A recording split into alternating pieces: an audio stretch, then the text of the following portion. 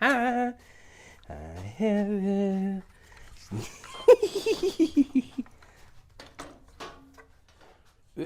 Hey, wait, no. Hey, you, get back over here. Get it down. Oh, hi. Welcome back to the channel. So happy you can make it. Hanging our knives. This is not sharp enough. That'll do. Ah!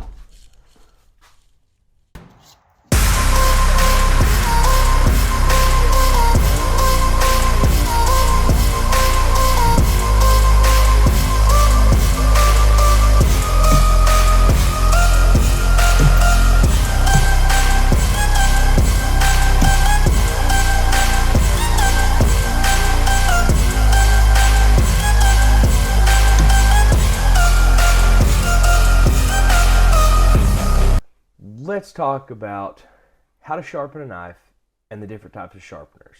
Okay?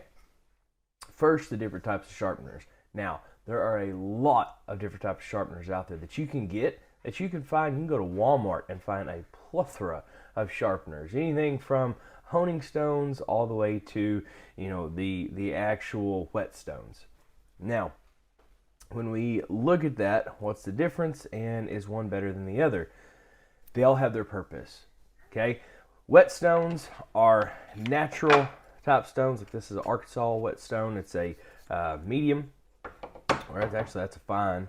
This one is a medium, and then we also have diamond stones like this, and also diamond stones like this, okay? And we'll talk about each one of them just a little bit, and then we'll go into how to do this thing, okay? How to sharpen a knife.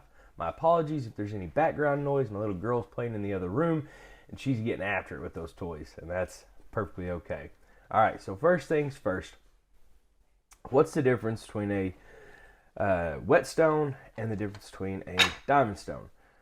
The whetstones, or a natural stone, is rock of some form or fashion, and it is heavy grit, and most of the time it either comes in a medium or a fine. They do make extra fine. Ones I use for my razors are an extra fine. So with that, they take off a little bit less metal and less metal. It's kind of like sandpaper. Think of it like that. You know how there's different grits of sandpaper? There's like an 80 grit, which is like super gritty, and then it goes all the way up to like a 2000 grit or so. Okay, so the more grit, the finer it is. So just remember that. All right. You can pick up any one of these at your local Walmart. Maybe not these because these are older. And so, but you can go down to your local Walmart. You can pick up a whetstone. Your local, heck, even your local hardware store is going to have some kind of stone that you can get. Put a little oil on it or a little water. Work it around, and then, it'll work just fine. Diamond stones do not require any water or oil or anything to work or to function properly. Whenever you're working on a diamond stone like this, they take those little diamond particles, diamond dust, adhere it to a piece of metal, and then you're good to go, right? They do different shapes. You'll see that they're usually like corrugated a little bit, or even something like this works as well. Now, the reason that you don't have to put water on these is because they do not collect the grit or the dust from your knife like a stone does. Stones are naturally porous. So whenever it gets filled up with filings, sometimes you have to resurface a stone. We're not going into that right now because we're not going to spend that much time on this. Later on, I'll do some videos on how to resurface stones and all that good stuff. So let's get down to the brass tacks, what y'all really want to know. How do we use these things, and how do I sharpen a knife? All right, so really you need a few things. What you need is a flat surface, or if you want to hold it in your hand, you may do so. Just watch your fingers, because I promise I have cut my fingers from doing this right here, going through, and I cut my fingers before. It's not pleasant. I wouldn't suggest it, okay? Now, let's look at just a general whetstone, all right? What I would do is take a little bit of oil, put a little bit of oil or water. That's perfectly fine too. Put a little bit of water. And then I would lay this flat, and I would take my knife, lay it flat on here, find my bevel, and then push it forward, just like so. But I just said something in there that you may not know anything about. A bevel. Okay, every knife has a bevel that the cutting edge is set to. Fillet knives, things like that, are set to a much finer bevel, meaning that it's a lot steeper. Okay, this would be a good time for my handy dandy smartboard. Is this an actual smartboard? Nope, but I like it. So let me get my dry erase marker. That's right, I upgraded. No more cardboard for me, people. We're moving up in the world. So let's look at this. Whenever we have our knife, whatcha? Look at that beautiful drawing. Don't take pictures of it, people. It's too good, I know. So when we have our knife and we think of our center line on our knife, which, wow, that is not center whatsoever.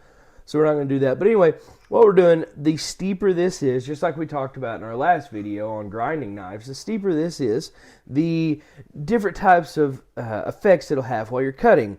A real bevel, deep bevel like this. Ooh, that didn't work. A deep bevel like this would be great for splitting, great for, chopping wood, things like that. The finer this gets, then the more finesse things we can do with it. Skinning, or filleting fish, or whatever it may be. Okay? Now, let's look at this. And every time that you sharpen a knife, we're basically adding a little second bevel here. It's ground up to a certain point, and then we go to a second bevel. Now, what does that mean? This second bevel, let's see if I can show it here. Maybe it'll focus. I'm not sure if it will or not. But anyway, when we look at it, we have a second bevel. So you see where it steps up and then how it's real shiny right here? Okay, that's what we kind of call the second bevel. And that's where a big part of our cutting edge is. Okay, edge geometry is important for what we're going to be doing. When you're cutting and using an everyday knife, like a utilitarian type knife, you're just going to be cutting Amazon packages and the random cardboard box and things like that. You're going to make sure that 25, 26, somewhere around there is perfectly acceptable. Now, how do I find that? How do I do this?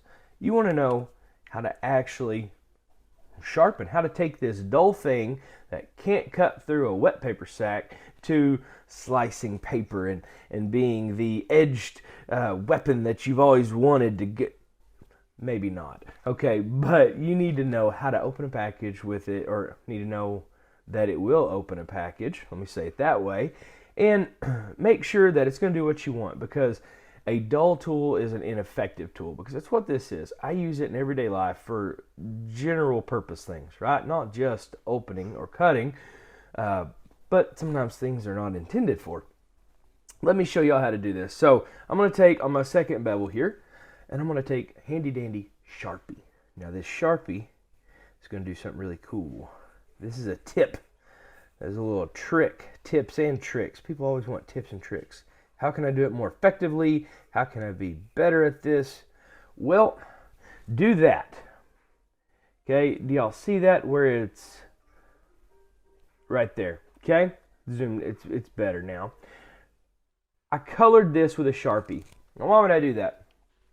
It's because I may not know my bevel. You at home that's doing this for the first time or trying to get better at hand sharpening, you may not know how to hold that knife like this or like this. And there are tips to teach you that. As far as if I lay it down, I can roll it over, and to when I feel like it really wants to, it's really hard to roll the rest of the way, I bring it back to where it sets comfortably on my stone, and that I know that's pretty well my bevel. That's also what this little black line here is going to do for us. As I go to make a few strokes, so I'm going to hold it just like so, and I'm going to make a few strokes. And just like that, you run it forward, slowly. There's people that do circles, front and back, whatever. It's up to you. There's really no there's a tried or true method for it, but there's no right or wrong way. As long as steel gets taken off and a new edge is formed, because that's what we're doing with this. We're taking away metal. So every time this gets sharpened, a little bit more metal gets taken off. You ever seen your granddaddy's knife and it looks like a little toothpick now, and it used to be like a large case folder? and looks like a little bitty string toothpick, probably because it's been sharpened so many times, we're taking away that metal. Okay, so let's do this. We're going to run it on here a few times, just like so. And then I'm going to check, and I'm going to say, okay, am I taking off any of my marker here? And I'm going to see, yep, some of it's coming off, but you know what? I'm mainly taking off the very tip of it. So I need to, what?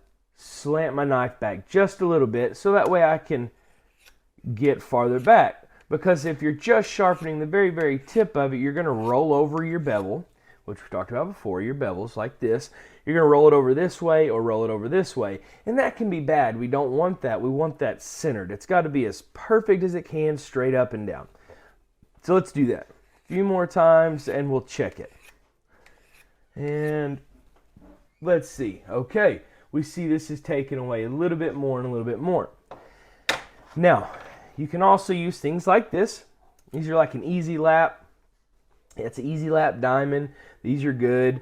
And so you can take, and same concept, except you hold the knife and then you can lay it on here and follow it as it goes. Just like so. And then you know, okay, I can see this here. This is working great. Okay? Or if you have a little bitty stone like this, same concept, you can do that. And work it and see if you're taking away your black marker. You want to work it until all the black marker is taken off, and then you're going to feel it. Now be careful because it may be a little sharp. So you're going to take your thumb and you're going to run it across the blade, not down the blade, across the blade. So if I run it across the blade from the opposite side where I've been sharpening, so here's where I've been sharpening, I'm going to run it from right to left.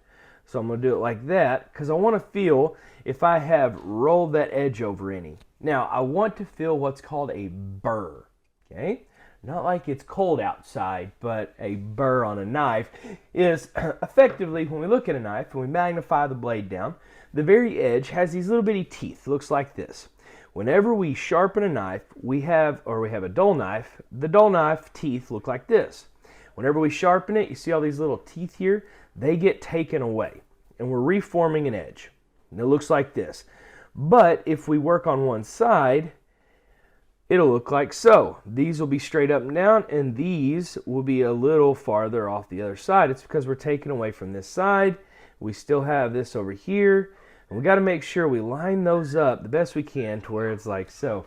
I don't know if you can hear my little girl in the background, but she's squealing and having fun. So let's talk about that. Let's talk about we've taken our edge.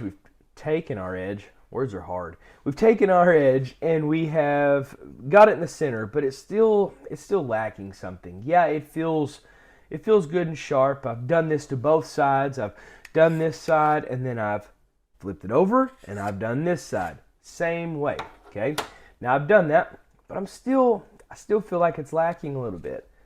This is where honing can come in handy. Now honing is basically kind of like you see with straight razors, where they take a honing strap and they lay their straight razor on. It's hooked up on the back. They make it tight and they draw their razor across it. Okay?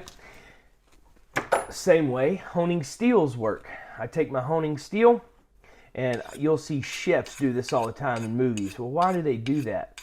They're not taking off a lot of steel with this or with a honing strap with leather. What they're actually doing is taking those teeth that are now like this and they're bending them back like this.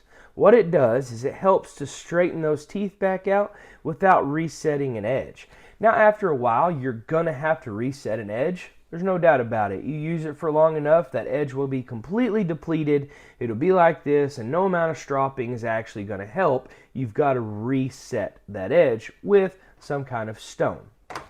Now, so if you will every night go through and touch this up and make sure that it's still sharp, it'll stay that way. We are in a throwaway society. What I mean by that is, oh, my knife got dull. They're $5 at Walmart. Let me just go get a new one, right? Or these razor blades. We have these razor blade knife now where all you got to do is just change the blade and throw it away. That's because nobody really knows how to sharpen a knife anymore. And it's because we look at it as this science that's real hard and nobody just understands it. Does it take practice to be good at sharpening a knife? Yes, it does. Okay, but that's also where if you're a person that likes knives or carries any or has any, you probably have 3 or 4 laying around. Get you a stone of some kind. Doesn't matter if it's a diamond stone, natural stone. Even these little pull-through thingies can be effective. We'll talk about those a little bit later. Okay, so get you a stone, and while you're watching TV, you're sitting down watching a Western or true crime or the whatever you're watching on TV, work on your knife a little bit. Just work it on your stone. That's the best way to learn how to be effective in sharpening a knife. Before you know it, you're going to be getting that thing popping hair and razor sharp. Okay? So by doing my little trick, which is not my little trick, it's a trick that's been used for a long time. They probably used it even way back in like the Roman times. I'm sure they did. Samurais use it too. They used to take Sharpie. Of course, everybody knows that. They had Sharpies back then. So we're going to do that on both sides, on that bevel there, on the very fine cutting edge. And then all I'm going to do is I'm going to work that on my stone, eat one side at a time. And then I'll see if I've got them both. I'm like, yep, that's good. I'll feel it and see if I need to touch up anywhere. Do not have to bear down on this and really grind and really just really hit it hard. Light strokes, okay?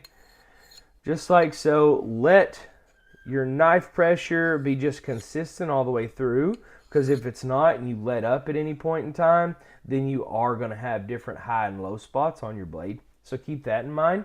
Just lay it flat, run it down, and not flat, lay it flat to the bevel.